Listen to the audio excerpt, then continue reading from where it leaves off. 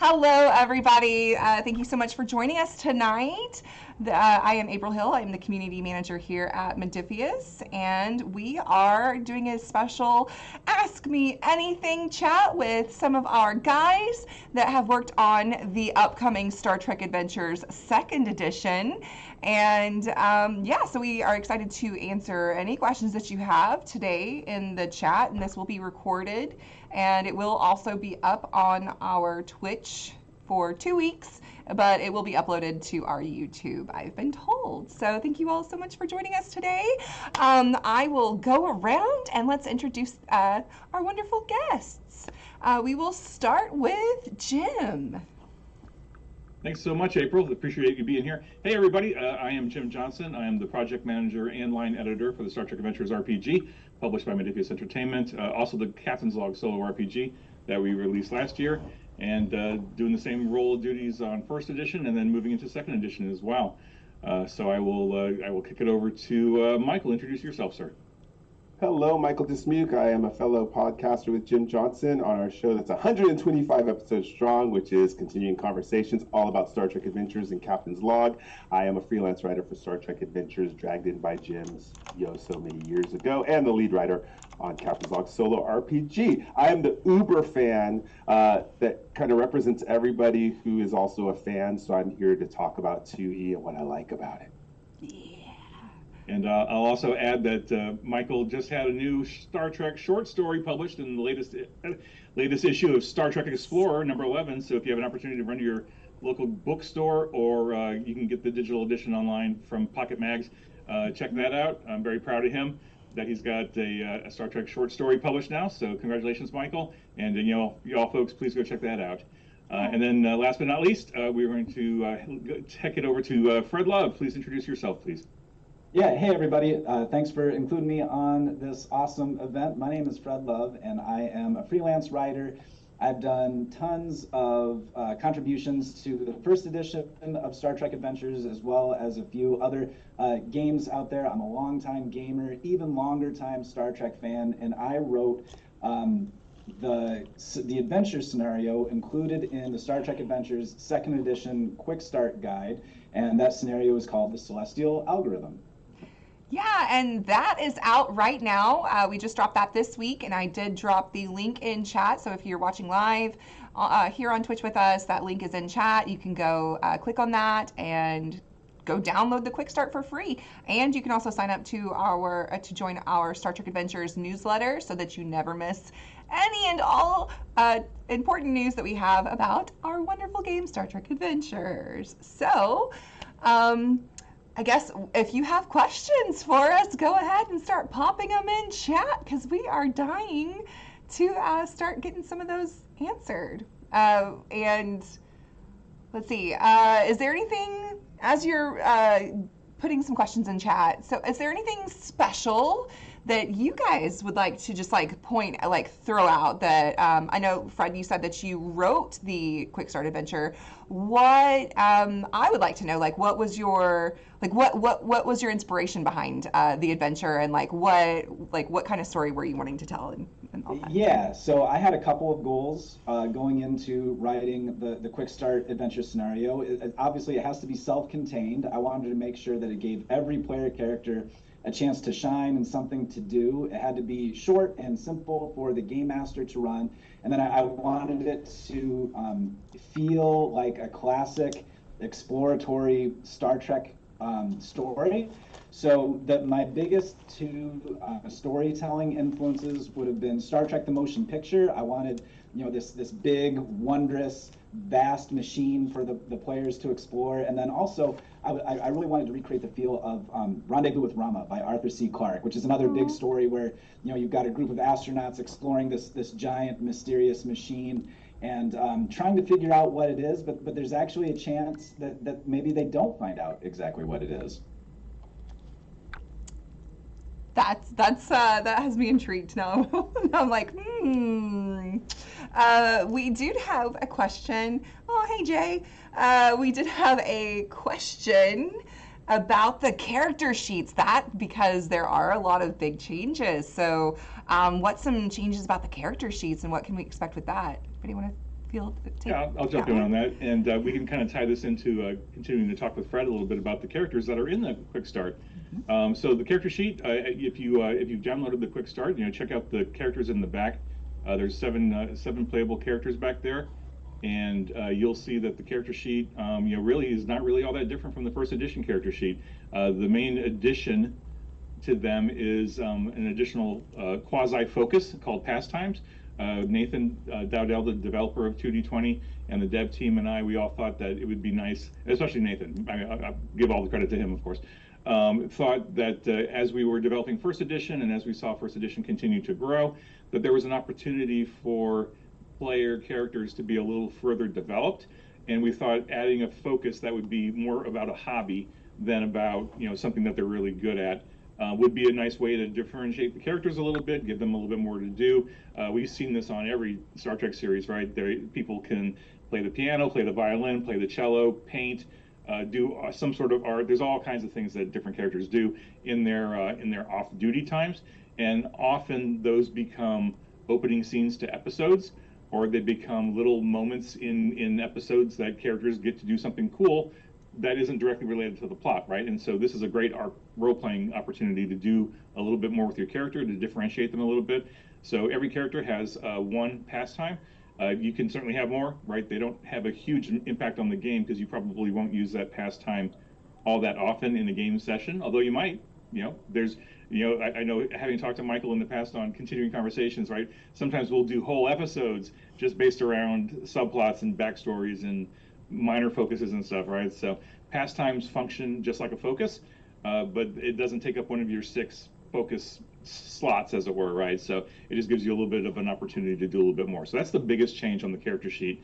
You'll see that starting characters still have 4 values, still have 6 focuses, still have the same attributes and departments. We changed the name of disciplines to departments just to bring them in line with starships. The weapons, like the actual list of weapons, are the same. The way the weapons do damage is a little bit different, and that's a separate question I see that we'll get to in a moment. But so the character sheet largely unchanged from first edition, and I want to take a moment to talk to Fred a little bit and have him expound on the joys and of developing that cast of iconic characters, of which you'll see 7 of them in the actually you'll see 8 of them in the Quick Start, because Zara Kethix, the Orion, the main major Orion NPC in there, Fred had a big hand in developing as well. So Fred, why don't you tell us a little bit about the backstories that you created for these characters? What was your inspiration? What brought these characters to life? Yeah, I'd be happy to, Jim. So yeah, I really put some thought into creating characters that, we call them iconics as we were developing them. So I wanted them to feel iconic. I wanted them to feel like archetypes that the players can immediately be familiar with. You've got the bold captain, you've got the idealistic ensign, you've got the tough but loyal security officer, you've got a hotshot pilot. So there's kind of shorthand that allow the players to pick these character sheets up and immediately have a sense of who these characters are. But I also tried to include little hooks and their backstories that can be a springboard to further adventures and further stories if you wanted to use these characters beyond just the Quick Start guide. So hopefully, when I develop these characters, I really think that they've got, an entire series, an entire campaign worth of stories to tell. So I hope if people pick them up, they feel inspired to figure out exactly who these characters are and what their future holds. Yeah, and speaking as a fan who played 1E for 7 to 8 years, converting my 1E characters over to 2E for the play testing was super simple. I just want people to feel confident about that. It's no major changes or a lot of work. It took me about a minute of just making a couple of adjustments on each of my players' character sheets, and we went straight in. Talents were a really easy conversion too. I do see a question that's kind of related to some of this that we're talking about. They're saying that they have a medical character in their group, and they're just kind of worried about how they're going to be able to reduce stress. Like what changes about stress in second edition? Is that something that is that easily tackled? Like being worried about a player character that normally that's like their thing, and then. No, I mean, medical characters will still have plenty to do, just as they did before. I think the changes to stress player characters in particular can sustain injuries and suffer stress just as they did, or not just as they did, but similar to first edition. There's a lot of talents in the new core book that are specifically medical related that will help you more effectively heal your fellow characters. So I don't think that's gonna. We're not leaving anybody behind if that helps. Everyone's going to have meaningful things to do, and I know Nathan and the development team and we made an effort to tweak a lot of those talents to make them useful, and we added a lot more talents. Right, if you remember, the first core book had, I don't know, 40 or 50 talents in it. We've got over 130 in the first edition core books, or in the second edition core book. We went through all the books and grabbed all the talents, and we packed as many as we could into the second edition core book, so that you have just a wealth of material right from the start. But yeah, I think, and keep in mind that the quick start is intended to be a quick start. It's enough to get you started playing the game, and it gives you enough of the rules to play the adventure that's in there, that Fred wrote. It's not everything. In fact, some of the tables that are in the quick start have been truncated. Some of the options I took out, partly to save on space, but also partly just to save some surprises for the core book. So if you're expecting the quick start to show you the entirety of the system, that's not accurate. I'd say probably 75% of the full system is in the quick start, maybe even less than that, because we didn't include Starship combat at all, right? Because there's just there wasn't a need for it in the quick start adventure, but B, it's also just we were trying to keep the page count reasonable for purposes of a quick start, right? And we don't want to overwhelm you with stuff, right? And although I'm sure plenty of you would love to be overwhelmed, but we had to save something for later. And based on just the quick start, I'm only going to talk about the quick start. I'm not allowed to talk about anything else. But based on just the quick start rules, which we've implemented in my group, I actually think medical characters have more to do, and counselors also have more to do, because this 2E pushes you to be more narrative about when you're avoiding injuries or gaining injuries. It's truncated, but it's a lot more detailed in the sense of where players can decide what being in a battle and what stress looks like. For instance, in a psychological warfare, you could take stress and say, hey, I'm going to avoid injury, but I'm going to take on terror because maybe the Borg are attacking. I'm going to give myself 4 stress points for that. And it no longer has to be like you were skinned by a phaser. It's more like maybe you're ducking behind something and you're stressed out and your stress track is building up. So honestly, I really think, maybe this was all, and I think it was in 1E before, really telling you to be narrative with how you build up stress. But I feel this one, the verbiage was fine-tuned to show you that stress does not mean you're bleeding or broken or bruised. There's a lot of ways to view stress narratively in 2E, and I actually prefer this system better. Yeah, and then just as a preview, we've also included ways to recover stress independent of a medical officer helping you. You can take breathers, you can take rests, you can get some sleep, and all those have an impact on your stress levels. There's also a component as well where if your stress track is completely filled up, then you are fatigued, and that has a significant impact on your character, to where you will be having difficulties accomplishing anything until you have a chance to get rested and recovered. So you did say this, that there wasn't any any Starship rules stuff, combat going on there in the quick start. Can you touch on any of the changes? Yeah, a little bit. I mean, so okay. The USS Challenger is our iconic cruise ship. That's the ship sheet is included in the quick start. We just had a blog post go live on Wednesday on the Modiphius blog site. Go check that out. That talks a little bit about some of the changes to extended tasks.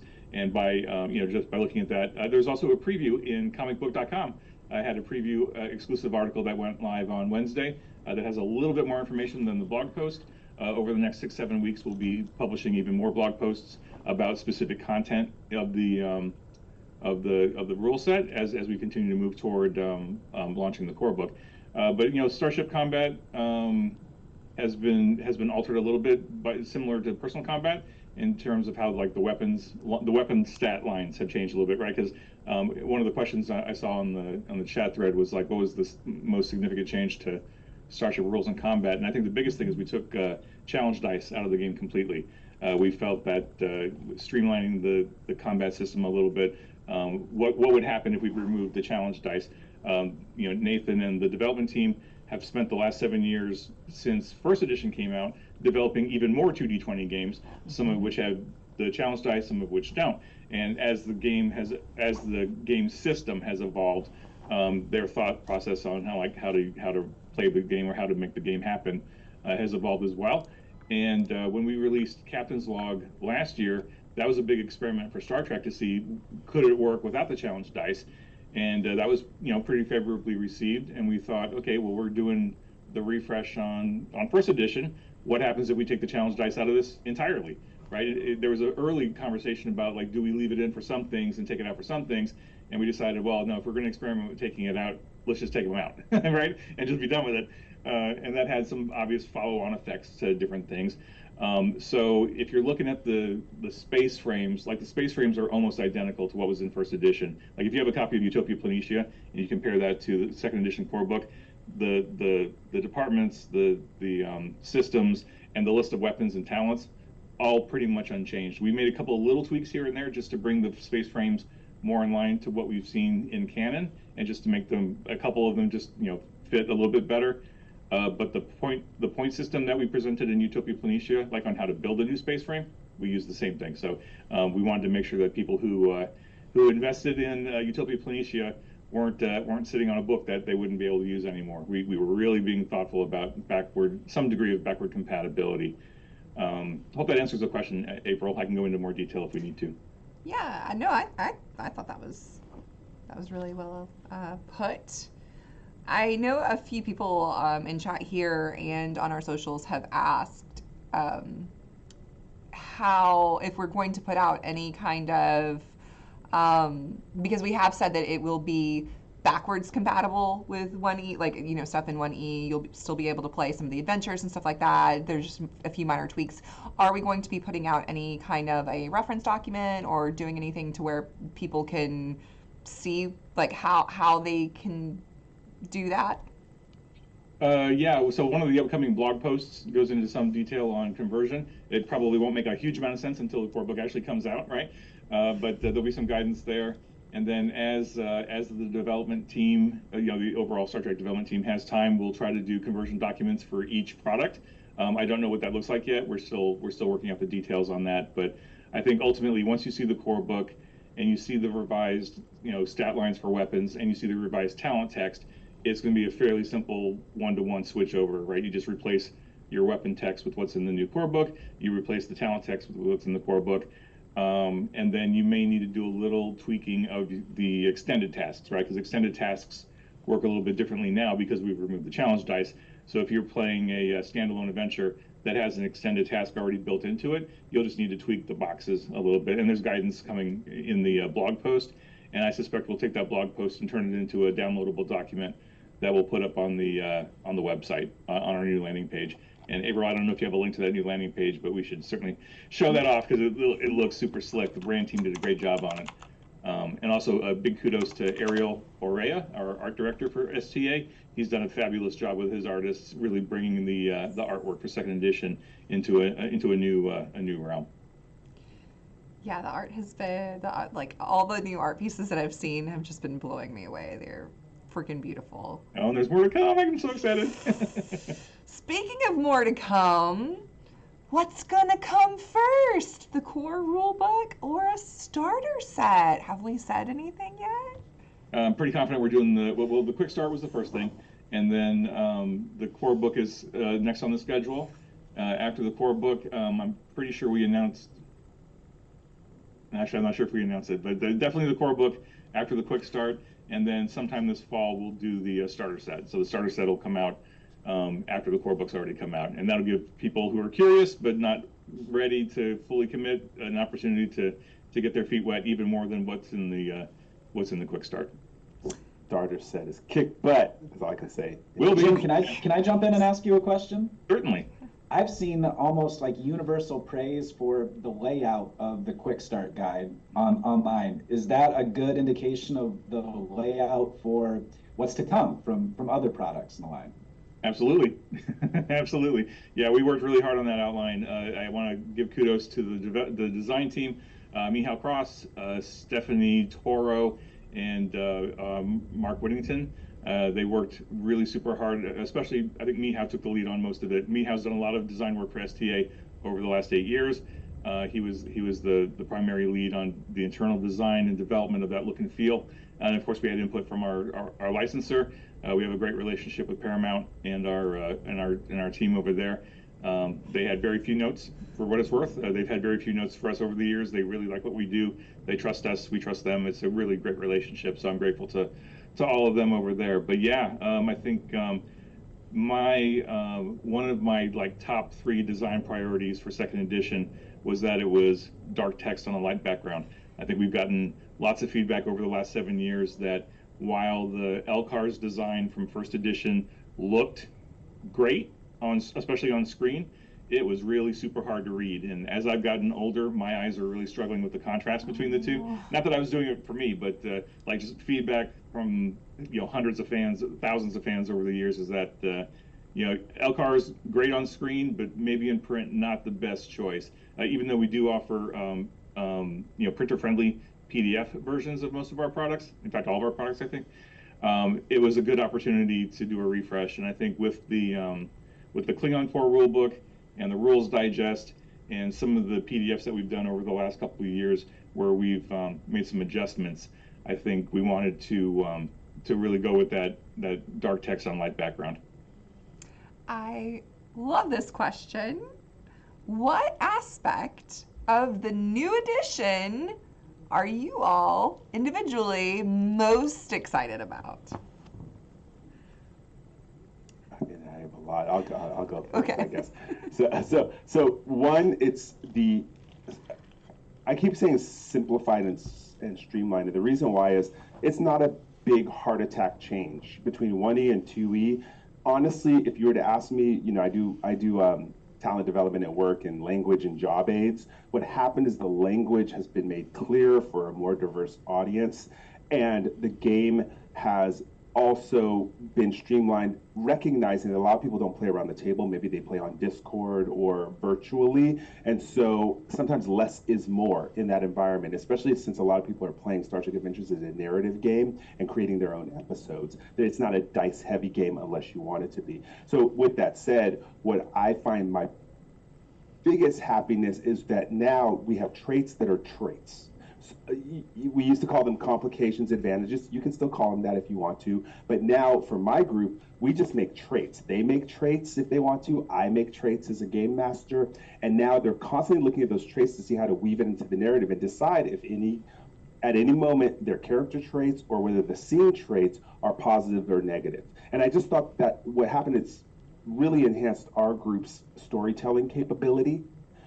Taking out some of those technicality. Why call complications or advantages? Just call them traits. And you're going to see a lot of different mechanics like that. It's like, it's all really this. Even simplifying determination and streamlining determination, or taking out rules that are kind of redundant in the same thing. I've seen it, it's just really bolted them together, and we're just taking off with our storytelling on our group. I love that. Fred, what about you? What's one of your favorite new things? Yeah, I echo everything that Michael just said, but I'm a big fan of no longer needing challenge dice. I think that's going to make the game so much easier to teach newcomers. I can't count the number of times that when I would play with newcomers and they would make a successful attack, and then I'm like, okay, you're gonna have to roll a bunch of d6s, and then I'll just look at them for you and tell you how, because it took so long to explain ones, unless you've got the proprietary dice, like a 1 and a 2 is actually a 1. A 3 and a 4 is nothing. A 5 and a 6 is an effect, and then their just eyes just glaze over. So I think it's going to make combat a lot faster, which I think is also a good thing. In my games that I've run, this is Star Trek. It's not really, at least my games are rarely about the combat. I usually want to get through the combat so I can get back to the storytelling. So I'm excited about not needing challenge dice and just things playing a little faster in that regard. Yeah, and like Jim was saying earlier, our Dune Adventures in the Imperium, it's never had D6s. It's always been straight D20s, and people love it. So bringing it to Star Trek 2E, I think.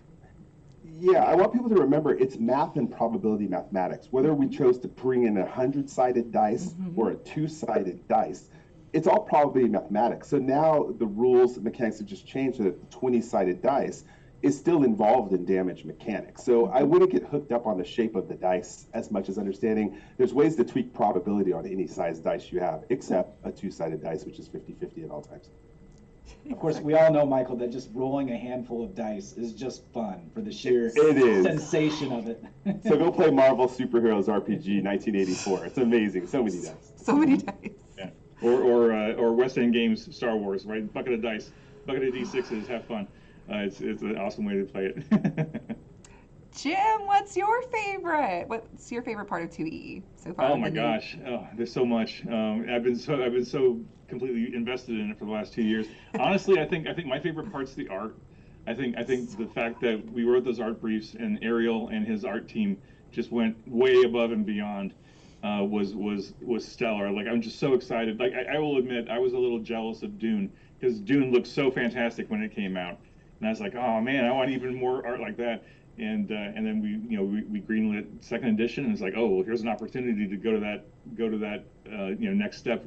Not that the first edition art was nothing special, right? I mean, this first edition art was amazing, but this was just an opportunity to do a refresh on it and go to the next level.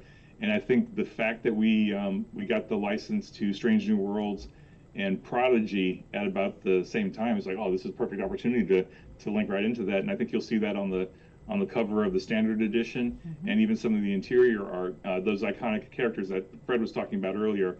We decided early on I wanted to have an iconic cast involved, because like a lot of other publishers, they use iconic characters throughout all of their products, and it kind of gives you a touchstone.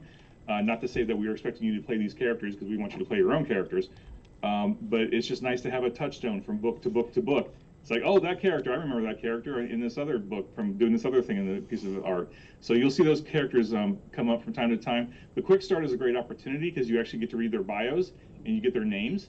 So now you can look at the cover of the core book and actually put a name to those different characters, most of them anyway, on the cover, and go from there. So I think the artwork, more than anything else, is what has me excited. Like the artwork and the interior design. I think those two pieces together, along with all the words that we've worked so hard on, it has me the most excited.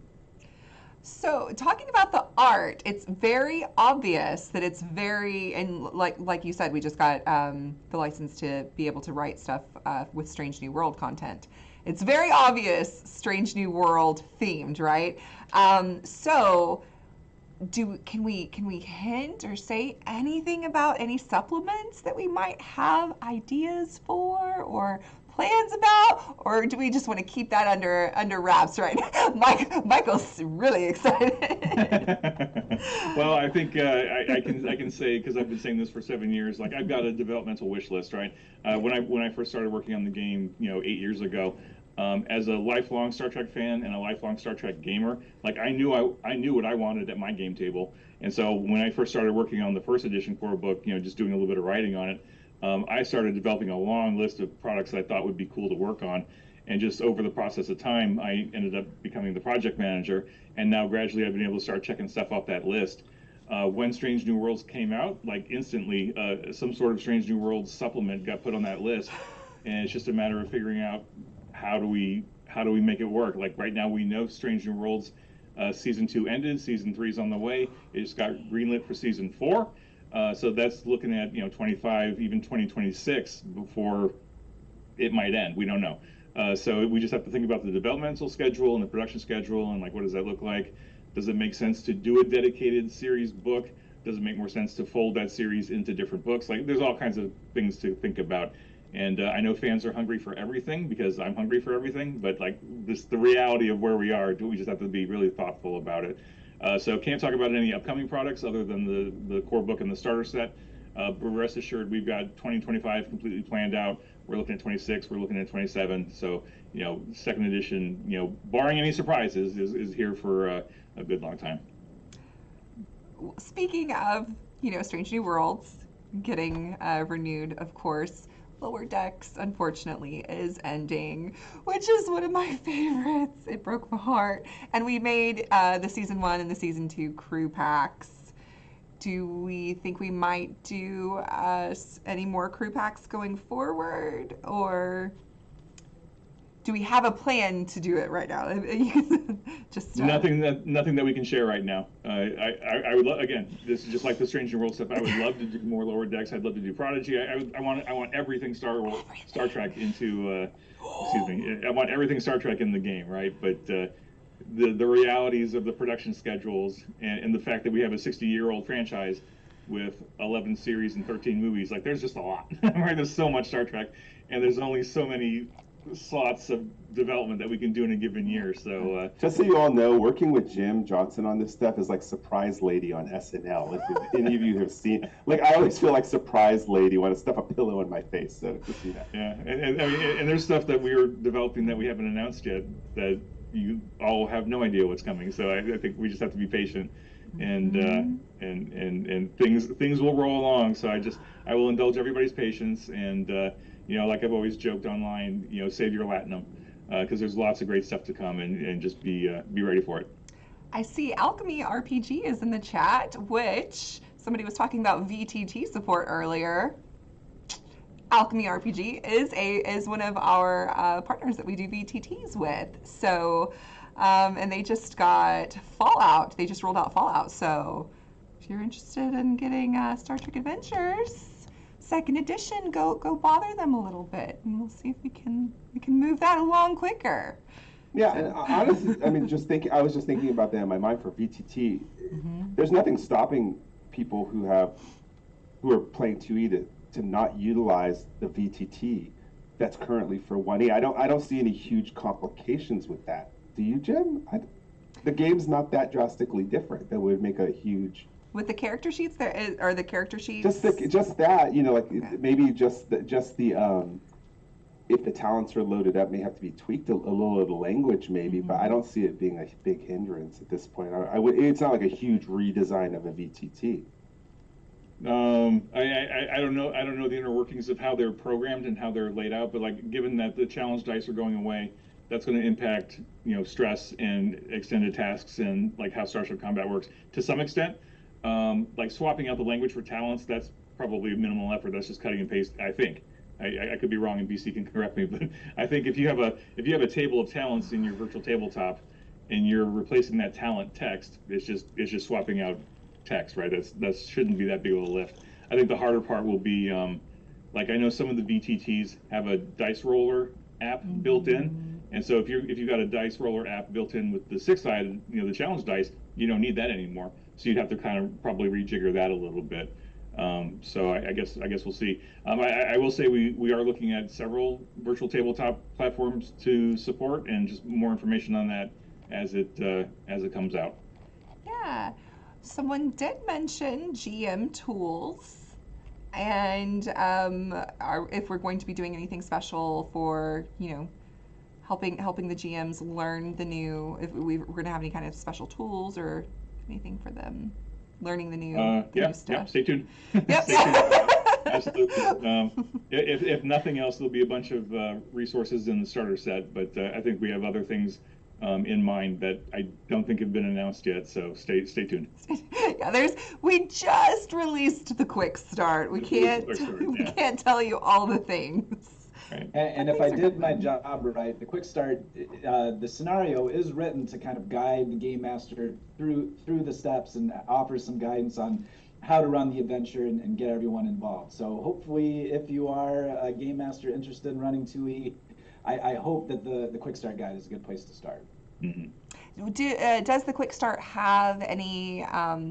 Does it have a specific portion for new GMs learning how to kind of like transition into 2E, or does it have like some advice and stuff for GMs in the quick start? The scenario, I mean, as far as like conversion to 2E, I don't think there's anything in the scenario for that. But it's addressed to the GM, and it offers advice on how to use threat at appropriate dramatic moments. It offers advice on how to structure and order the scenes, or how that's not really necessary for the scenario. I hope it's pretty self-explanatory. Mm-hmm. Let's see. have there been any thoughts given to the balance pass of power talents that grant great mechanical ability? So I'm not talking the about species abilities, traits, talents, changes, which is a great upcoming change. So there are definitely talents that can overperform more than most. Yeah, so balancing the traits and talents. From my experience when we had to convert some of ours, it's possible if you really know the game as a player, you can get enough combination of talents where you do become super powerful. I think about the design on Agnes Girardi in the Picard Season 1 pack, which I worked on, and after I had designed it, I was like, oh my goodness, I basically made her undefeatable when it comes to androids and cybernetics, if you look at how it's structured. So that balance to me is really a session 0 thing. If you're really experienced with the game and you've seen that balance throw off your game, I would have a sit down with the player and be like, hey, you know what, let's get you a little bit more balance. Some of us might have a genius on our team. I do. We have a genius science officer on our team, and so I really use threat to slow them down. So that balance, I think, is going to be, in my opinion, a session 0 discussion between game masters and players to make sure you don't end up with, a Q on your ship by accident. That was so well put. Yeah, I mean, yeah, like you said, like min-maxing. If that's your game style, min-maxing, cool, go for it. But I mean, these are narrative games that you're supposed to have fun with. Like that's really, like you said, between the GM and the player to make a character that is enjoyable to play, not just a pain in the butt to GM for. Right? Yeah, I mean, Data would probably be considered a max character, right? If you think about Data's capabilities in the show, and that's fine if the show lends to that. But again, it's really a discussion to balance that out. And then just from a mechanical standpoint, Nathan and the development team and I, when we were compiling the manuscript, right, they went through all the talents, and so every talent that we included in the core book has been scrubbed and reviewed and tweaked. In some cases, they've been tweaked to either manage that imbalance that was there, or perceived or whatever. Because Nathan has been working on this for 8 years, right? He's been working on all 2D20s for years. He's in the chat right now. He's in the chat. Yeah, he's on the chat. There you go. So he monitors social media just as much as we do, and so he's addressed lots of these questions over the years, and he knew that this was an opportunity to do a refresh on things as needed. So I think he and his team did a great job balancing things out.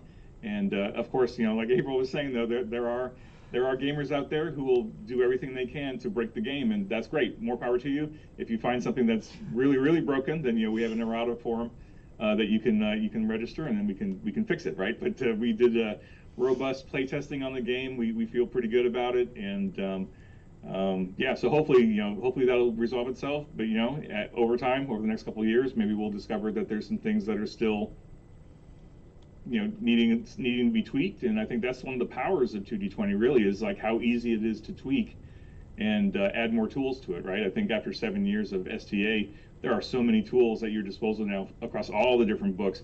You can tailor it to whatever you want your game system to be. And I think we carried that philosophy right into second edition, to where a lot of those optional tools that we built for first edition could probably be ported into second edition with very minimal effort. Once you learn all the levers and gears and how it's all put together, it's pretty easy to mix and match. Yeah, you did talk about our errata FAQ form that we have now. We do have a place on our website where you can there's a drop down, you can go to which line you're wanting to talk about, and you could submit forms. We're in the category of mid to small sized TTRPG company, I would say. And I think people think we have a lot more people working for us than we actually do.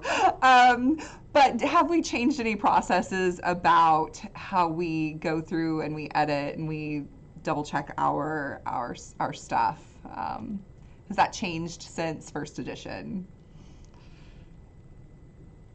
I mean, it has changed only because we continually add proofreaders and editors to the. I mean, I can only speak for STA, right? I can't speak for the other lines because all I work on is STA. I've happily lived in my little STA bubble for 8 years now, working on the game. I'm the line editor, so literally everything comes past my desk, and I spend. Michael can probably tell you just how much time I spend on these books, editing or proofreading. I've always got external editors and proofreaders to back me up because, like, literally every writer everywhere needs an editor. Every editor needs a proofreader. You can't do the same work yourself because when you work on a book for a year, you start glossing over things. You don't mean to, but you don't. It's inevitable.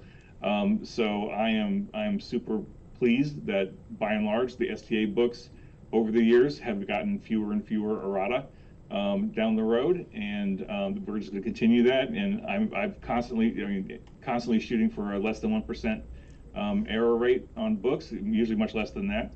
And I think I would just remind fans that, like, when you're looking at a core, especially a core rule book that's 300 plus pages, you're talking 200,000 words and probably on the order of 1 million different characters just in the text, not even talking about the interior design and the layout and all that stuff. So there's a huge amount of stuff.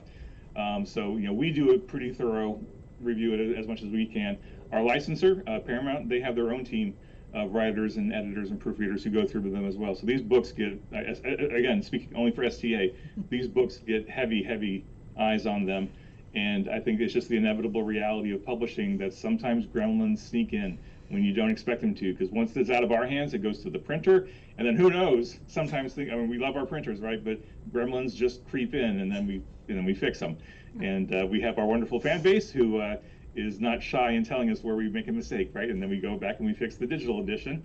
And if we're fortunate enough to have to do a reprint, then we'll implement the changes in the reprint when it's feasible to do so, right? So again, just speaking for STA, I'm really proud of the low amount of errata that we've published over the last few years for our products, and I'm intending that to continue. But I think ultimately it'll be up to the fans to decide whether we hit that mark or not, right? I can just say we did our absolute best. So hopefully that will allay any concerns.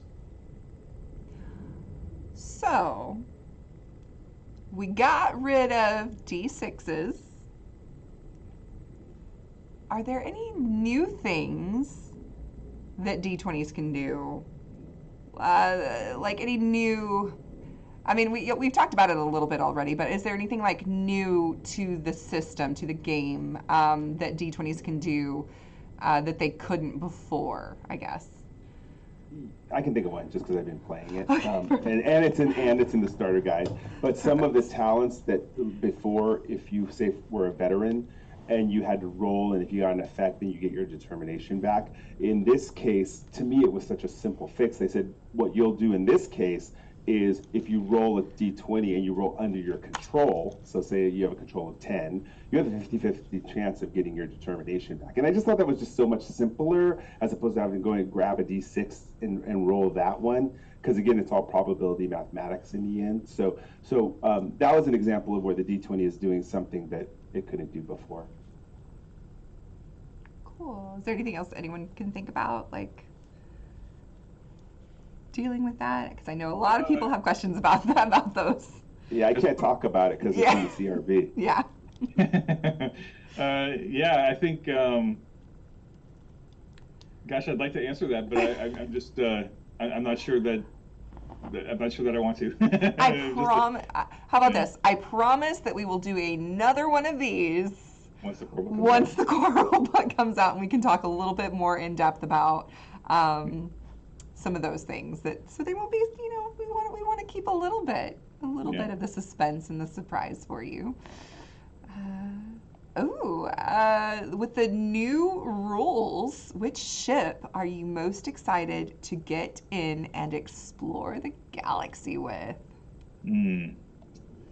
That's a good question. So see, this is the challenge of working on this game. Is like I know all the press release stuff, right? I know all the marketing material, but I don't remember what all has gotten out into the public yet because I know there's more stuff coming, right?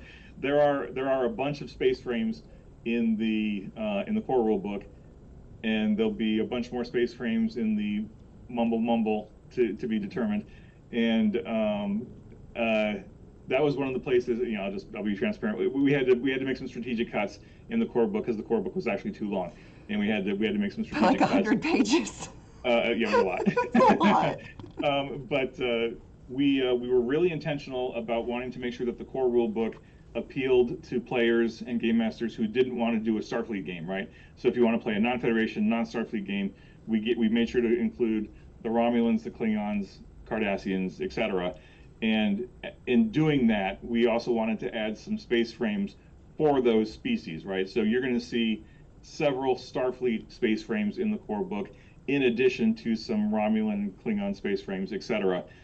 So I think we ended up with 9 or 10 Federation space frames in the core book, just like we did the first core book. I think there were 9 in the first core book. I think we got 9 more, or 9 space frames in the core book, across a broad spectrum from Enterprise to 25th-ish century. And hopefully you'll be excited to see the ones that made the initial cut. But again, rest assured that eventually, one way or another, all the ones that we did for first edition, we'll do our best to bring into second edition. But again, I'll just remind you that we used Utopia Planitia a lot to pull in content and to tweak content. So it should be a fairly light lift. If your favorite space frame isn't in second edition yet, you should not have a whole lot of difficulty pulling it in from first edition and then adapting it. And I will admit that my favorite ship that's in the core book, I can't talk about yet because I want to keep that as a surprise. So I'll just save it for later. Cool. Okay, so about going back to the quick start, we did have some new, we had the pre-gen characters in there. Did they have some of the new species talents in those? I'm sorry, repeat all the pre-gen characters in the quick start have the species abilities included in their stat blocks. So you'll see that we decided, or Nathan especially decided that in first edition certain species were kind of dinged in that they were required to take a certain talent, right, because of their species. And we thought, okay, maybe that doesn't make the most sense. Maybe it should just be something that's unique to that species and then save that talent slot for something else, right? So we gave, every species now has a species ability in addition to a couple of talents that they can choose from to be species talents. And you'll see all those species abilities are, at least for the species that are in the quick start, are included in their stat line. Okay, so are there new ones? Were there new ones in the quick start, like new ones that we have not seen before? That's a great question. I don't remember. I don't have the answer on the top of my head. I'd have to go back and look at it. Because if there were, they were asking if there's any new favorite, if there are any new favorites. So I think, and I made this comment the other day on social media. One of the understandable complaints from fans over the years is that we didn't have enough Enterprise content in first edition. Again, we have 60 years worth of Star Trek. We have 11 series. It's hard to fit everything in, but I joked that the new species the new species ability for humans is absolutely directly pulled from Enterprise, and so Enterprise content, every single human PC is going to have that. So go enjoy it. And if you don't know what I'm talking about, go check the quick start. So you'll appreciate that. That's something that Nathan came up with as a placeholder name for that species ability, and just over time we couldn't come up with something better, so we stuck with it, and the licensor loved it. Actually, that was one of their few comments to us, was they highlighted it and really appreciated it. And the species talents are noted right on the character sheets in parentheses. So if you just download the quick start, it's really easy to get a sense of what these are like. For instance, I'm looking at Dr. Baral, who is a Vulcan, and her species talent is mental discipline, which allows her maximum stress to be based on control rather than fitness. So I think that's new, right? I mean, that would answer the question. Yes. Mm-hmm. Yeah. Perfect. Yeah. So there are some changes. It's very cool. So check out the quick start for some hints. Yes. Everybody wants all the secrets right now.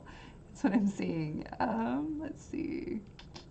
There was a good question that I saw that's kind of up there, and people were asking about its compatibility with Captain's Log. Yes. And I do want to talk about that because one of the things that 1E does, and I have to, or 2E does, which I really want to stress, and myself, Jim, and Al Spader did a show about it. You know, if you want high mechanic ship combat, use 1E. If you want to land in the middle, use 2E. If you really want to just keep ship combat narrative, use Captain's Log. So 2E is just offering more options. It's not telling you how to play your game at your table. It's so flexible and compatible with 1E. So for the Captain's Log question, there is like, is this going to really affect Captain's Log? Captain's Log. Captain's Log is, to me, the most stripped down version you can get of Star Trek Adventures right now, because you're playing by yourself generally, or a collaborative game, and you're rolling really simple. Did I hit? Yes or no? That's what's happening there, right? Our gaming discussion in our group has said sometimes during an episode, we've decided we're going to use the Captain's Log format. Other times, we're going to go and play 2E with mechanics and a lot of power system modifications, because that's that kind of episode, which we see in Star Trek too, right? We always have the episodes where you never even see the enemy ship. You just see everyone go when they take a hit. Fire photon torpedo. You never even see it leave the launch bay or hit the other ship. That's the Captain's Log version, right? And then you have other times where it's straight up DS9 or like Discovery, where it's like a Star Wars battle. And that's, to me, like the ultimate 1E version with challenge dice. So really make your game what you want. We're just offering you more mechanics to match your group. Mm-hmm. Exactly. And then I would just add from like just a practical product line, Captain's Log stands on its own. So you got first edition, you got second edition, and you got Captain's Log. It's really, even though we put the branding on it that it's Star Trek Adventures, it is really its own thing. It'll sell, you know, by itself next to second edition or first edition or whatever. So, you know, if there's any mechanical components of second edition that you want to pull into Captain's Log, sure, absolutely, go for it. I mean, it's got the same DNA underneath it, right? So it probably wouldn't be that difficult to pull over, but there are no planned changes for Captain's Log based on second edition. I think Michael Dismuke was the lead writer on that, and he and I worked on that for a while, and we're pretty confident that Captain's Log is not going to see any changes. I mean, certainly not for the foreseeable future, if at all. I think we packed that one core book, right? That one Captain's Log core book with, like, I think everything you need to get started creating your own stories by yourself or with your group. And I'm probably not the only person who does this, but I love this idea of I've got kind of parallel campaigns going on with my Captain's Log. The ship is the USS George Washington Carver, and then for my home group, I am now using the Challenger, the Starship, in the Quick Start Guide, and but I use the same hex map, and anytime we discover new planets, new species, new adventures, I write them all on the same map, and it's like these two different starships are exploring the same region of space, and what happens in one affects the other. There's a lot of overlap. I think that's a blast. I really doubt that I'm the only Star Trek Adventures game master doing that. I love that. Well, that's what League of Whimsy is doing. Eric Campbell on the Discord he's inviting anybody to play whatever kind of game they want and then add it to his Uber story, which I think is fantastic. And they did tell us after their Lower Decks one shot, surprise, they will be running Star Trek Adventures 2E with the Stream Punks on their channel. So that's going to be really exciting to get to see that played firsthand from the people that they were one of the first groups to stream first edition. So it's really beautiful to see that it's coming full circle and that they're going to be streaming second edition. Yeah, if you have a chance to watch this week's episode of Eric Campbell's Twitch, 16-Bit Eric, on Wednesday, he went through the book and actually talked about how the modifications, what he thought about the modifications, so some insights from, again, one of our expert streamers. Yeah. Yeah, and Eric sent me some information about the campaign that they're cooking up, and it's going to be super, super awesome. I can't wait to watch it, honestly. I mean, I can't wait for you all to watch it, obviously, but just the stuff that they're coming up with is going to be super, super fun, and really looking forward to it. Yes. Can you tell us more about the ship, and a little bit more details about like the stuff in the Quick Start a little bit? Like, anything else that's not like too spoilery for people watching that might be a player and not necessarily a game master? Yeah, about the. I think Okay, go ahead, Fred. I think I mean, obviously, just by looking at the cover, this is Strange New Worlds original series era. The USS Challenger is a Constitution class starship. Looks a lot like the Enterprise from Strange New Worlds, and it fills that same sort of flagship exploratory type role. I don't know if Jim would have more to add.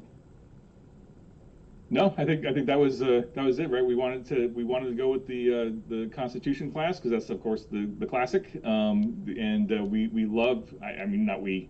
I happen to love the refresh that they did on it for Strange New Worlds, and partly by virtue of the fact that we have a fabulous relationship with Thomas Maroney over at Star Trek Online. He was able to help us out with some of the ship renders as he did with Utopia Planitia and some of our previous books. So we have a wonderful collaborative relationship with him that I'm super grateful for. So thank you, Thomas, if you're out there watching and listening. We absolutely wanted to go all in with that look and feel because it's just I mean I love the classic. I grew up on original series, and it was just a nice opportunity to just do a little bit of a refresh on it and make use of it. So we wanted the Iconics to be a exploration focused group, and we wanted the starship that they're on to be an exploration focused ship, and what better one for this time period than to go with the Constitution. I will add though, I think once you get into the game, you can confidently run that quick start adventure in any era with any ship with any crew. You don't need to use you're not limited to the mid 23rd century. I mean that story, even though it was grounded in that place and time for the purposes of the quick start and the artwork, Fred did a great job of setting it up so that you can put it literally anywhere, right?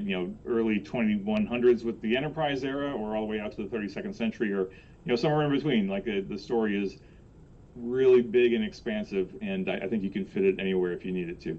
Exactly. Any of my players watching this right now, you're not allowed to read that section. Are the pre-gen characters that are in the quick start, are their original characters, right? So were there did any of you have any did any of you build those characters, and what was the inspiration behind some of those characters, or was there any inspiration behind the pre-gen characters? I'm curious about that. I love backstory, and I love making characters. So this is an April question, and hopefully everybody else finds this interesting too if there's an answer.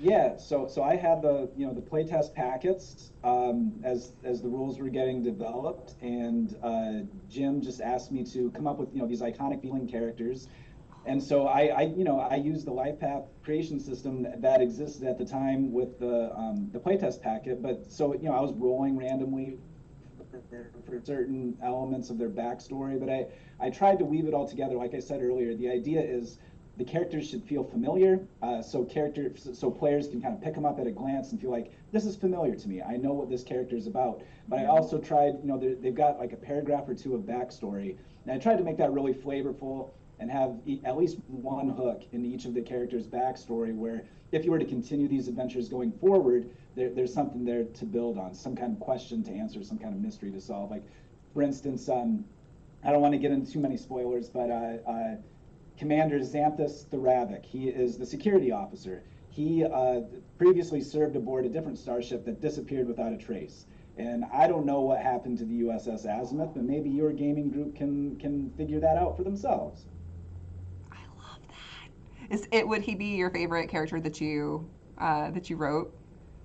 I think my favorite character is probably the communications officer. He's an ensign. He's a betazoid named Laniar Tenen, and I really like the idea that he, his telepathy is everything. Communication is everything to him. So one of his values is, let's talk this out. Another one is clear communication is more likely to save the day than phasers. But also, I wrote into his backstory that sometimes when he goes into sort of a deep meditative trance, he hears some kind of telepathic voice calling to him. He's never told this to anyone.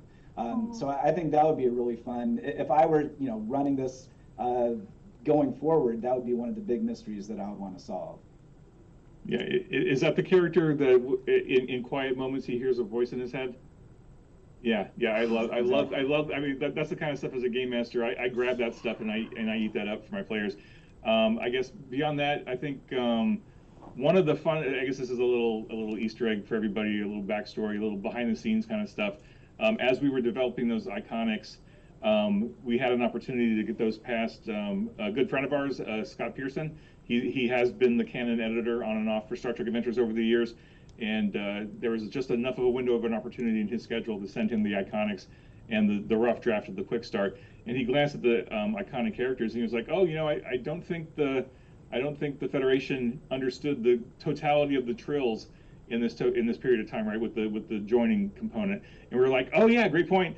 And then we tweaked the backstory of the Commodore a little bit, and what you came up with, Fred, was just amazing. Like this Commodore has a whole backstory about where, I mean, not spoiling it because the quick start's available for everybody, but she had a whole adventure where she went into an alternate universe, met her alternate universe self who was joined with the Trill. Something horrible happened to her alternate self. She had to take on the Trill and then come back to her time where nobody knows about the Trill and the joining. So now the Commodore's got this secret on the ship, and the only person on the ship who knows this secret is the Doctor. So if you got the Commodore and the Doctor being played at your game table, that's an opportunity to add in a little bit of subtext and stuff going on. So I just wanted to share that little tidbit. And then, April, in answer to your question, which is my favorite of the characters, I will admit that I think the Commodore was my first favorite before I saw the artwork. And then in working with Ariel on pulling the design of each of the characters together, because, initially, Fred came up with a list of actors that we thought would fit each of these. And we went back and forth and we mixed and matched a little bit. We thought, maybe this actor's better, or maybe this actress has a better look or whatever. And we finally got to Thoravik, the Andorian first officer, and I got the sketches back, and I said, "This is really cool. I think he needs a mohawk." And Ariel took that back to the artist, and he came back with an Andorian with a white mohawk, and I was like, "This is perfect. It looks great," because we haven't seen that before, right? We haven't seen an Andorian with a mohawk, and I thought it'd be interesting and different. And I thought the artwork. I mean, me personally, I thought the artwork came out great. I don't know what everybody else thinks, but I just think it's fun to just bring in that diversity a little bit more, and do something different and fun with it. Michael, did you have a favorite character? Well, it's the same as you, the communication officer, and I'm just going to end it by a quick riff and then pass it back to whoever. What if the voice in the communication officer's head is the Trill from the other universe, and he doesn't know it? See, I love doing that kind of stuff. Like, that is so good. That was so good. Oh my gosh. Game masters out there, we're writing your next adventure for you, man. Free tips. Yeah.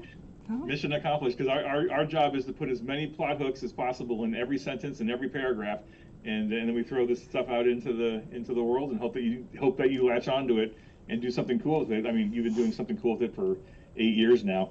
And I mean, me personally, I just love dropping in on Twitches and YouTube channels and reading people's actual play reports and stuff just to see what you're doing with all this stuff. And hopefully we're going to be bringing you all kinds of new cool stuff that you can go bend and fold and spindle and mutilate into something new and even better. So we'll see. Oh, segueing into that, someone did ask the question about miniatures. What was the question about miniatures? Just the question: are there going to be new miniatures? Are we going to print any more miniatures? Oh, we have been putting out the STL files for some of the old miniatures that we used to have box sets for. Can you tell us anything about the future, if there is one, about miniatures? Yeah, I can say confidently, no current plans for new miniatures. I think over the life of first edition, we tried really hard to bring miniatures out that were both economical to make and economical to sell, so that we weren't unintentionally gouging our fan base, but also not breaking the bank trying to make the things. And we even experimented with a handful of new STLs last year. I worked really hard to get those pushed into development and out into the world, and thinking that just waiting to see what the sales would look like. And I think just the simple fact that STA first edition and second edition is not a miniatures focused kind of game, unlike other game systems that are out there. There's not really a need for miniatures for the game, and as a result, it's not a priority for second edition. So that might change. And if people really, really, really want miniatures, I would say get on your email and let Modiphius no, and then at the same time, practically speaking, words are one thing, but actually buying this STLs is a big piece of it too, right? Like, not to sound like a company shill, but that's the bottom line. And so far, we haven't seen enough of a market to do more miniatures. I would love to do more miniatures. I mean, obviously, there are not that many companies out there right now doing character scale miniatures for Star Trek. I know there's a couple out there doing them, and we'll just have to see what happens in the future. And Jim, would the same answer apply to Starship tiles? Yeah. I mean, this is, I'm not giving away any secrets here, probably, right? But we still have lots and lots of Starfleet and Klingon tiles that we produced 8 years ago, right? We still have plenty of stock of those available on the web stores, and because we don't have a big need or demand for miniatures, as a consequence, we don't have a big need or demand for Starship tiles. So that's not something in our current plans either. But like Michael said before, Breaks my heart, but I understand. Yeah. Like Michael said before, though, a lot of people are playing online nowadays. And so we are, although we are not able to do, I mean, because like I said, we are a medium, small scale TTRPG company in the vast, world of TTRPG companies. And we can only be pulled and pushed in so many places. But VTT support, so that obviously will be there. So you don't have to worry about that. And I mean, we've got Cohorts Cthulhu Tactics coming up. We've got all these other, like our Fallout Wasteland Warfare and Fallout Factions miniatures games. So miniatures focused games that's like their full purpose, that all of our efforts have to be focused into right now. It's not that we don't want to, it's just we don't have enough hands. We don't have the ability to do everything everywhere all at once. There was a plug for that. Michelle Yao. Yes, exactly. You got the reference. Awesome. Okay, let's see. We'll be wrapping up pretty soon. If anybody has any more questions they want to pop into chat, yeah, go for it. And can I say something too? I want to say something. I want to, we were between the time when TUE was first announced and then the starter set came out, and of course there's going to be some speculation between now and the core rulebook. I can't stress how much the fans who play the game are writing the game, and Jim is inviting the fans to come in and contribute to the game. And why that makes a difference is, just as a quick anecdote, when Captain's Log was first proposed as solo RPG, I was like, what the heck? Why would you have that? I was one of the biggest critics of and skeptics of it, because I'm all about the fun, and I don't want to change the fun when I'm having fun doing something. But he gave me the assignment to think about it with a team of people, and I disliked it until I liked it. And it was the same thing with 2E as a play tester. Immediately he gave it to us, and we were like, Daniel being dropped into the lion's pit. Just like we were ready to jump on it and tear it apart. And we disliked it until we liked it. So I just want to say, we're fans playing the game, we're fans helping design the game, until the point where I'm like, okay, I'm now willing to play this. And I think a lot of people will see that too. People with the starter set have already said, okay, this isn't as bad as we all got, the sky isn't falling. And so I just want to give that confidence to fans, is that we take a lot of paranoia in this because we have so much fun playing the game that we don't want to screw it up for other people. And 2E to me it's done a lot of what we were already doing in homebrews to simplify the game, in my opinion, and stuff Nathan wanted to do 8 years ago but couldn't do, but got, like you said, wrapped into Dreams and Machines, wrapped into Dune, wrapped into a lot of these mechanics to make 2D20 a really good game system. So I just want to put that out there so it's on the record. Yeah, and there's nobody that's like going to break into your game night and say, oh, you're not playing 2E, how dare you? Like 1A's not going anywhere. If you're the kind of person that, like my friend in chat has been playing first and second edition Dungeons and Dragons for over 40 years and does not want to play any of the new editions. If that's you, that's okay. We're not gonna break down your door and say, why haven't you played the new edition yet? We hope you will. We hope you will enjoy it. But I mean, if you love Firsty, it's not going to go anywhere. It'll still be around. So. Yeah, Nathan's talked about this on the Discord, but we were, especially he and his development team, we're very intentional that we wanted to avoid any edition wars coming out of this. Like when second edition comes out, we don't want a bunch of big fighting between first edition and second edition, partly because they're so similar to each other. This isn't like other game companies where one edition of a game is super different from the next edition, right? The learning curve should be a little smoother and in between the two. And then hopefully for new fans, especially for new fans, we're hoping that you can just jump right into second edition and be off and running without, if you haven't come from first edition or from Captain's Log, right?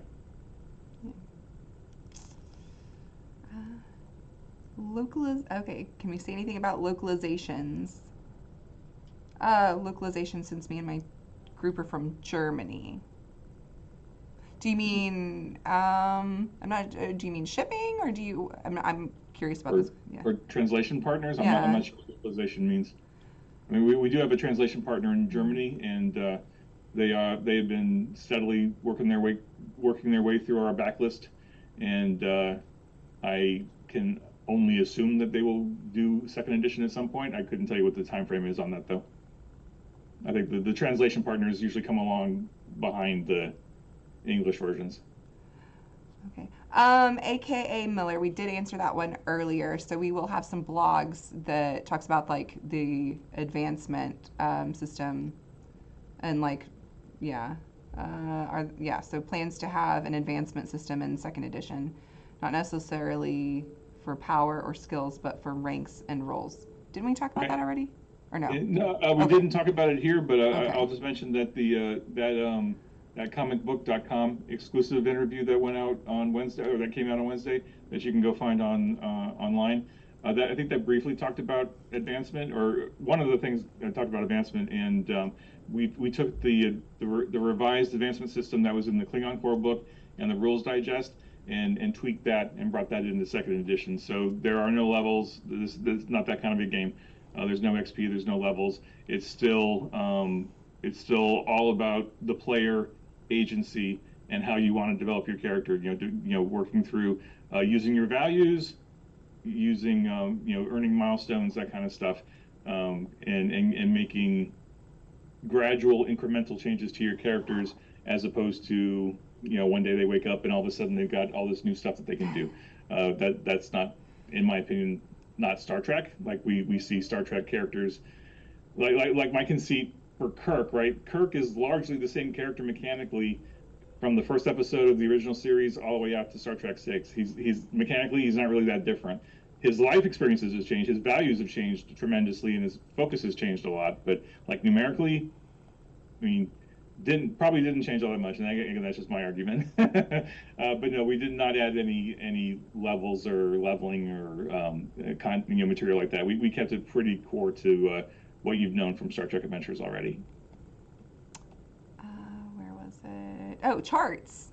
People really like the charts. They're a huge success in Captain's Log. Have you carried that success over to 2E more? And the flowcharts in the Quick Start, for example, are very good. So are we going to put more of those into 2E? Can they expect to see those in 2E?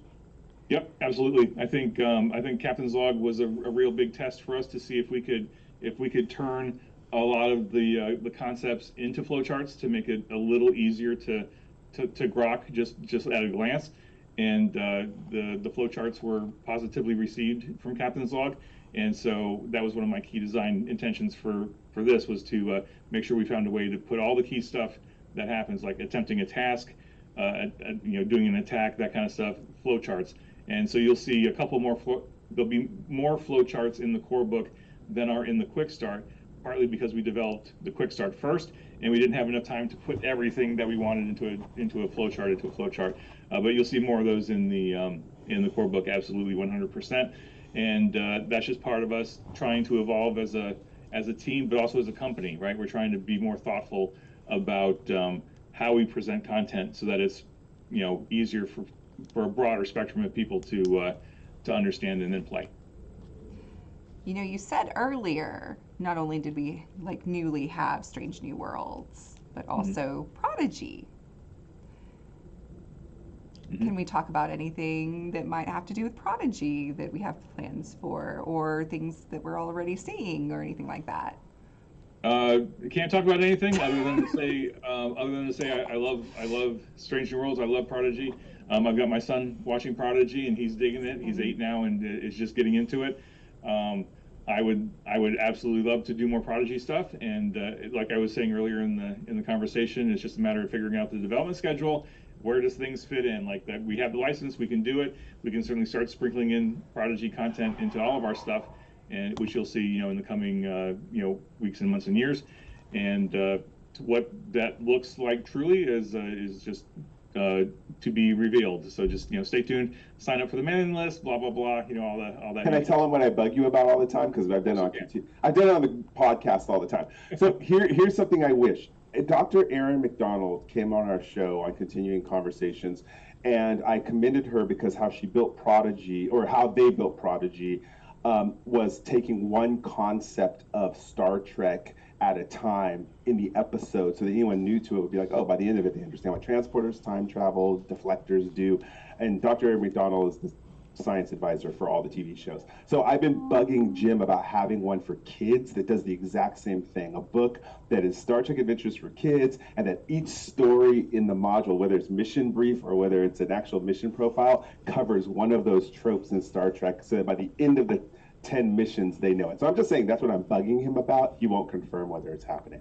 I also bugged him about it earlier today, actually, coincidentally enough. So Yeah, it's just like I said, it's just a case of having a gigantic, wonderful, global franchise to play with, because we've got all the toys to play with. And when you look at a production schedule, you're like, oh, I can do X number of things this year. Well, okay, what do I slot in here that's going to, be broadly appealing, but also be, really meaningful. So it's a balancing act, absolutely. And, so and I've been lobbying Jim for a long time for a Ferengi core rule book. Jim, I think would also like that, right? That's it. I don't care, and I don't care if you do it. It has to be 3 times the price of base core rulebooks, because if you don't buy it, you're not a real fan. Oh It has to be 3 times the cost. 3 times the Once you got cost. their money, you never give it back. Yep, 3 times the cost, gold plated, and an appendix of all the rules of acquisition. And how you use them with mechanics. Each one is a talent. Each one is worked right. out into a talent. Oh, I love it. Oh, so many people in the chat are saying that they love the idea of doing a kids version. Mm-hmm. Good. Can I screenshot this and send it to SMT? That would be great. Yes, please do. SMT, please watch timestamp this portion. Everybody loves it.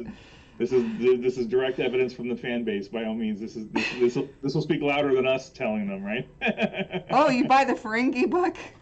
Somebody else. Oh my gosh. I mean, have you seen our special edition, the $500 Dune book? Yeah. I mean, I have it right here. Oh my gosh, I couldn't resist it once I saw it. I think it's Platinum plated, if I'm correct. I have it. Hold on. Yeah, it's.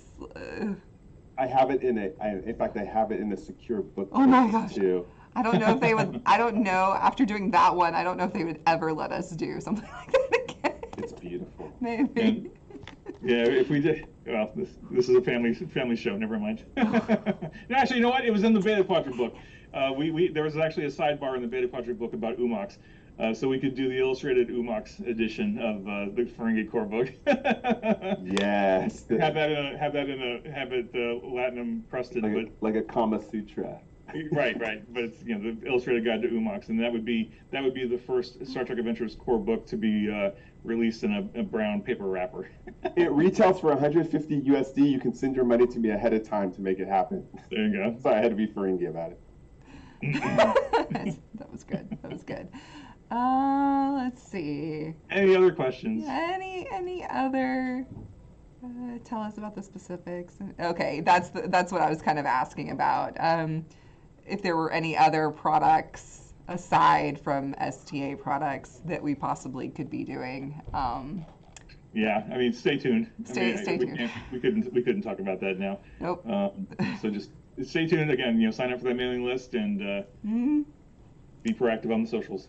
Definitely watch the socials and sign up for the mailing list. All right. Oh, they liked the. Yeah, that book was insane. The Dune book. We asked that one. Or yeah, we talked about that one, the advancement. How many pages is the core rulebook, Jim? Yeah. A whole bunch. We haven't revealed that yet, so You are smart. stay tuned. Hardback, Yes, digest. oh, yeah, absolutely, absolutely hardback. The core book is a U.S. letter, 8.5 by 11 hardback, just like the vast majority of the STA books. We decided not to change that format, and then the limited editions, one for command, one for operations, one for sciences. Those are also 8.5 by 11 full color hardbacks, using the same thermo leatherette cover material that was on the Player's Guide, Game Master Guide, Klingon Collector's Edition, all the special edition things that we do with the leatherette kind of finish to it. That takes the debossing and the foiling. That'll be on the limited edition covers, for those of you who are curious and interested in getting a limited edition. And then, of course, the standard edition will be the usual, heavyweight cardboard, whatever is used on the hardbacks. There's some good questions in here. Yeah. Oh, did we miss one? Well, Do we have time? there was I got one, time. yeah, there's like just like two more, but one of them I think we kind of touched on that you can't really talk much about, but I'll ask it anyway because you've reposted a couple times. Regarding space frames, will talents and features that appear in ships of a given era be managed by traits or talents, or will groups have to use up talent slots? For example, after the return of Voyager, all Federation ships have an EMH, or after Wolf 359 ships have ablative armor. Sorry, it's like moving. I'm trying to read and like the chat's going up. Can we say anything? So the EMH is a talent for certain ships, and there's a different talent for different ships, and then the ablative armor is in the core book as well. I don't think there's a place where we're forcing you to take a talent slot on something that should be on the ship. In the case of ablative armor, though, I would argue that not every ship after Wolf 359 has ablative armor. The Defiant certainly does, but we don't have evidence canonically that every ship had ablative armor after Wolf 359. So I think that would be it totally makes sense for it to be a talent, because if you want your ship to have ablative armor, then certainly grab that talent, right? But I think just the flexibility of the system, right? I think if your group really wanted to turn a talent into a trait, I don't think that would hurt the game too much mechanically. I think you'd have to do a little tweaking if you want to say, well, all ships after the 25th century should have ablative armor by default, then, make it a trait. I think we're not going to come to your house and tell you that you're playing it wrong. I don't have that kind of time. But that just shows you how flexible the system is. But in answer to the question, though, there are talents and special rules for starships as there were in first edition, and feel free to mix and match as you need for the purposes of your game. I don't want to give. So somebody said something in chat. I don't want to get your hopes up, but there is a chance, if everything goes right, you might see Captain Shaw in a game sometime soon. That's all I'm going to say about that. So.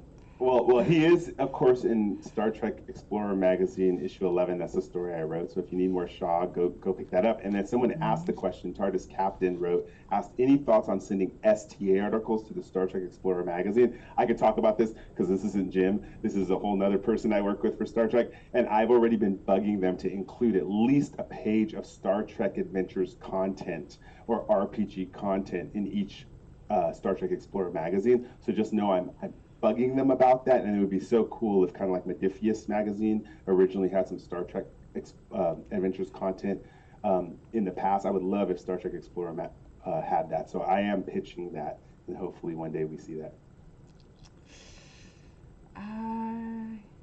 This last one, where was it?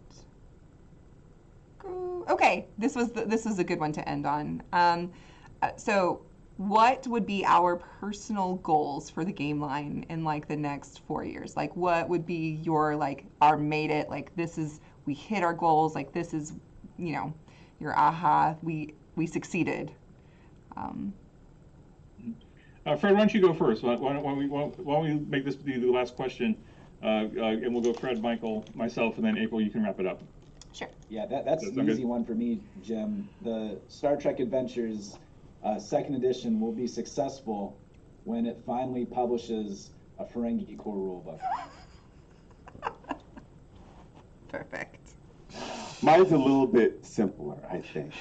Mine will be happy when I see, and I have to ask, this has nothing to do with just Star Trek Adventures 2E, because 2E is just continuing our bold ventures, in my opinion. It's not the beginning of anything, it's a continuation of what's been wonderful for the last 8 years. So I'm not going to be satisfied until I see the Shackleton Expanse mentioned on a Star Trek TV show. Oh, dang. All right. Which isn't directly related to second edition or first edition, but I mean, it would be great. I think that would be a big deal. That's the goal. That's the golden hoop. Is we're just waiting for the production teams to tacitly or acknowledge the game, but that would be super cool. But anyway, for me, the last 8 years has been an amazing ride. I had no idea I'd still be doing this after 8 years, and so I'm gratified every day that the fans have such great response to the game that we're doing. I think second edition would be successful if people are picking it up and playing it and having a great time with it, and then sharing their experiences online, right? Like, I mean, I can't speak for the rest of the development team, but that's been keeping me going for the last several years, is knowing that this stuff that we're working so hard on is getting out there into a fan base that is enjoying it and then feeding it back to us, right? I get to read your actual plays, I get to read your Captain's Log stories, I get to watch your YouTubes and your Twitches and all the others. I mean, I'm not on Instagram yet, even though April's trying to get me on Instagram. I'm not on Instagram yet. You need to go. I finally got into TikTok, so I'm making the baby steps into social media. But I think I would think second edition is a success if people are out there, getting it and playing it and having fun with it, and just coming up with amazing stories together. Because I think that's the real power of RPG, is that you get to tell amazing stories together with your friends at the table, whether it's a virtual table or a physical table, and the sky, like the universe, is literally the limit, right? You can do anything. You don't need a special effects budget. You don't need prosthetics budget. You can do literally anything you can imagine in the Star Trek setting. You can make happen with this game, and I want to see people do it, and that's my bar for success. Love it. Well, everyone, thank you so much. Thank you guys for joining me here for this chat today and taking time out of your day, your evening, to answer everyone's questions. I really appreciate the three of y'all coming and everybody watching. April, right back at you. Thank you so much for taking time out of your Friday night and hosting this for us and keeping us on track and managing the flow of questions. Really appreciate you. Yeah, Michael, Fred, thanks so much for being here, and thanks for all your hard work that you've done and all the hard work to come as well. And thank you, fans. Thank you for all for being here, for chiming in. I think this is one of the biggest audiences I've had on any social kind of conversation. So this has been really exciting. Really enjoying it. Yeah, and the conversation does not have to stop here. We do have a very active Discord. I just popped that link in chat. If you're watching live on Twitch with us, you can join our Discord, and we have a very active Star Trek Adventures chat space on our Discord. So we'd love to see more of your questions and more of the discussion going on in there. So hit us up, because we're always in that chat, just chatting and hanging out with everyone. So yeah, thank you all again for joining us, and we will see you all again next time.